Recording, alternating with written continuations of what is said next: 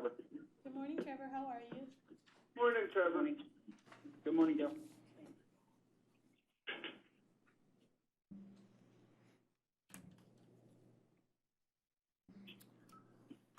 Okay, good morning, everybody. Monday, October 19th, Board of Control. Will the clerk please call the roll? Good morning, everyone. It is now 11 a.m. Calling the roll for the Monday, October 19th, 2020 Board of Control meeting. We have Nan Baker. Here. Dale Miller. Here. Trevor McAleer serving as an alternate for Dan Brady. Here. Nicole English serving as an alternate for Mike Dever. Here. Mike Chambers serving as an alternate for Armin Budish. Here. Shankita Walker serving as an alternate for Lenora Lockett. Here. Lee Tucker serving as an alternate for the fiscal officer. Here. We have a quorum. Very good. Next on our list is the review of the minutes from October 13th. I'm going to make a motion to approve the minutes. Do I have a second?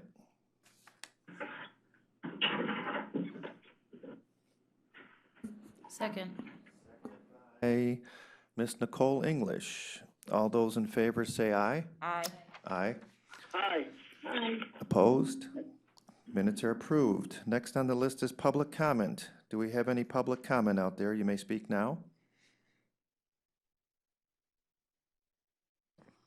Okay, there is no public comment. Moving on. Moving on to new items on the agenda. Item number BC 2020-571 is a two-part item.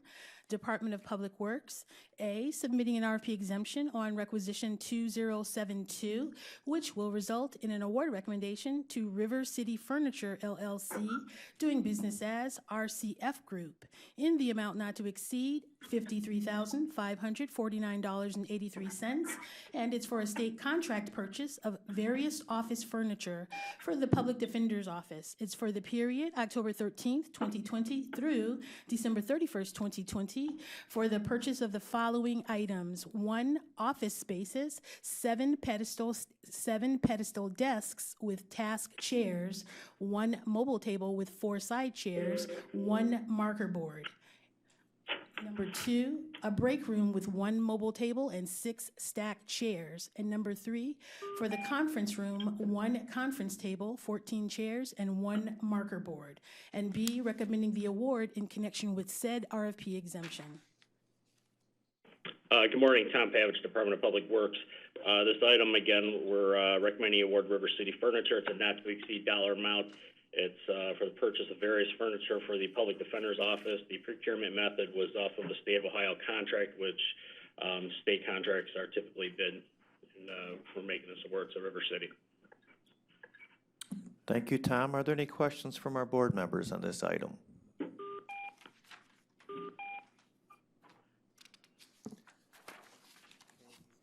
None. I will make a motion to approve. Do I have a second? Second. By Miss Second. Miss Nicole English, seconded. All those in favor say aye. Aye. Aye. Aye. Opposed? Item approved. Next item. Yep.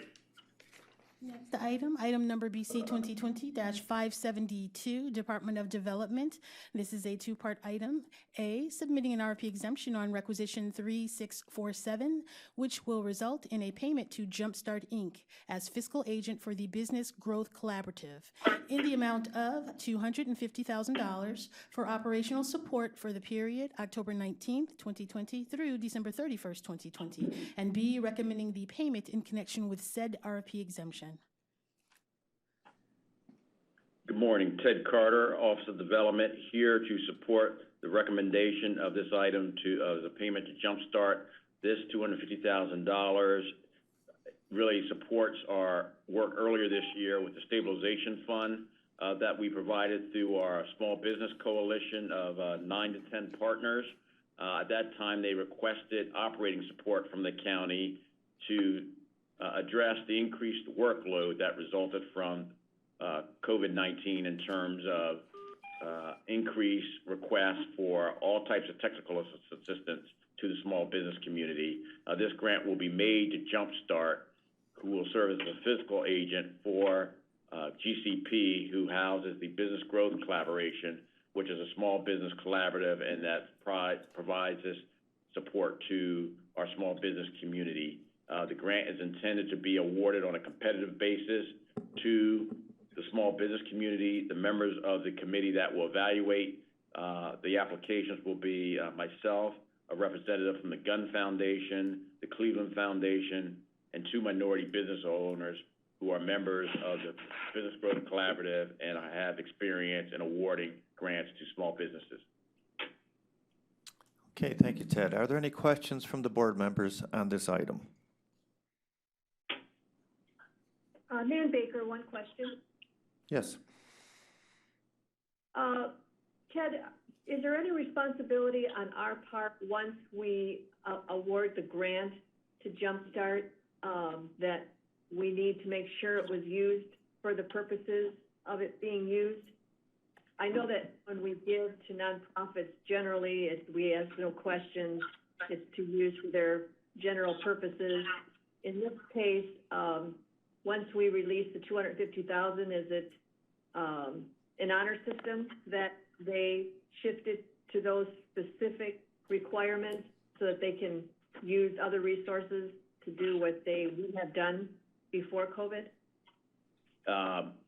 No, Councilwoman Baker. So we will be not at the tactical level of the process, but we'll work with Jumpstart, who is just really the physical agent for the Business Growth Collaborative. So we have a very close working relationship with BGC, and we will, in our transmittal letter, kind of outline specifically the requirement that we expect to see in terms of technical assistance that are awarded by the selected grantees. And so we'll be very closely aligned in monitoring those. So it won't be an honor system or a fire and forget in any way. All right, good to know. Thank you, Ted. And this is Dale, and my question is, to what extent is minority and female-owned businesses going to be a factor in awarding these grants? Are we going to be working hard to promote diversity? Yes, Councilman Baker. The program, any business that approaches any of the selected awardees will be required to support those small businesses, but the Small Business Coalition, as you'll recall from the stabilization efforts in the spring's focus, is around equity. So I expect to see an enhanced focus on the support of minority small businesses and women-owned small businesses.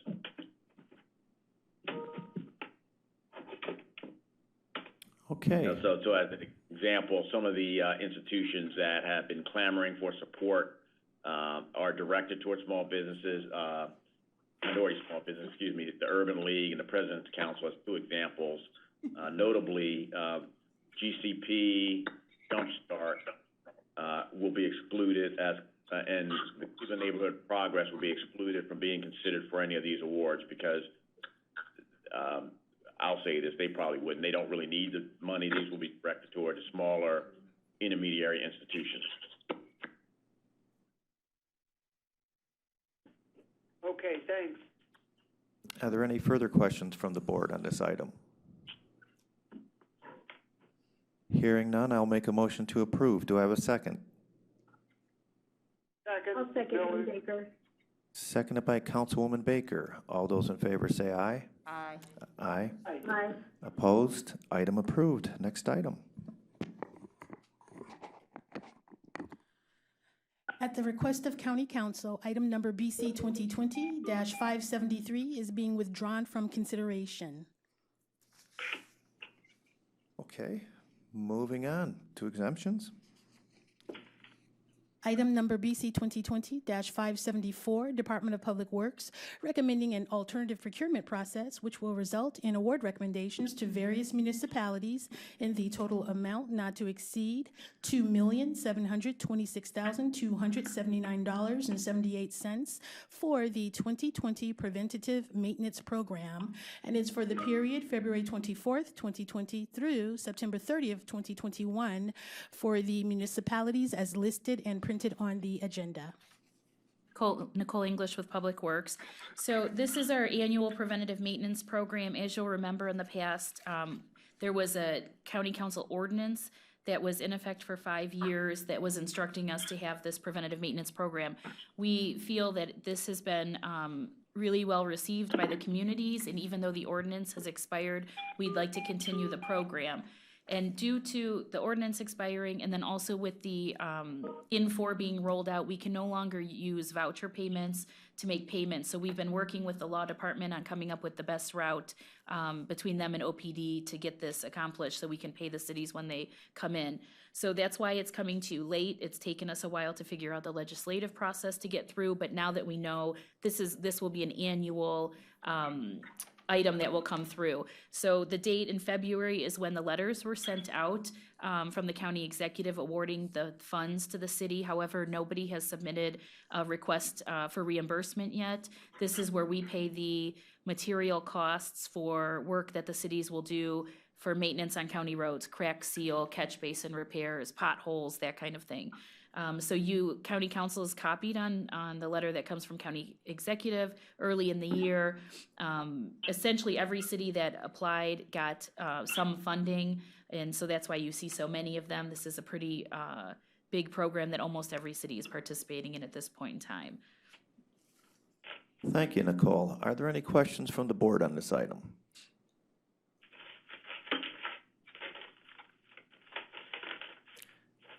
Okay, hearing none then, I will make a motion to approve. Do I have a second?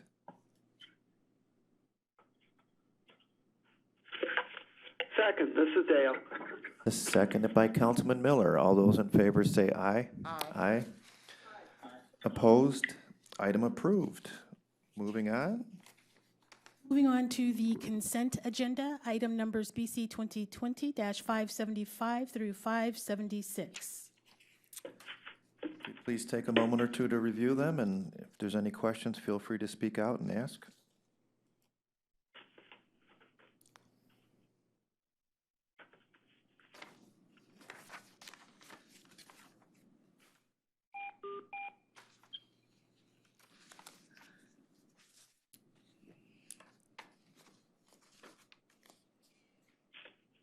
This is Nan Baker. I'm not quite sure I understand the reasoning why to the question that was asked.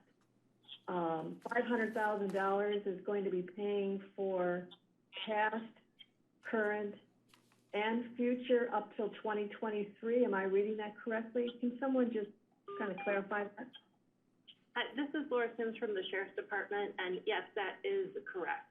We have, because we were trying to put this, working with OPD on the best ways to handle this, because what's been happening is when we've gotten these invoices in, we were creating a separate PO for each invoicing and bringing it to the board, which is a lot of processing for everybody involved.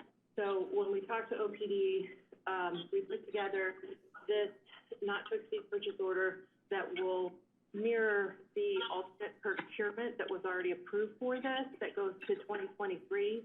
Currently, we have been, except this year because of COVID, it's been a little bit of an anomaly as far as what we've been getting. But on average, the cost of the advertisement is about $125,000 per year. And that fluctuates. Like 1 year we had almost 160, another year we had 97, so it kind of goes up and down, but on average about 125.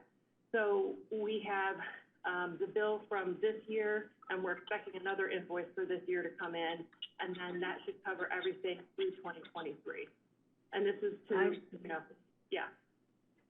Yeah, thank you. Now I see what you're saying. I understand it. Thank you for the explanation. No problem. Are there any questions on any of the other items from the board?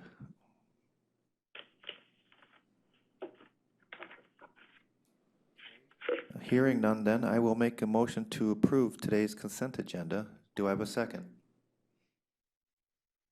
I'll second. Nan Baker.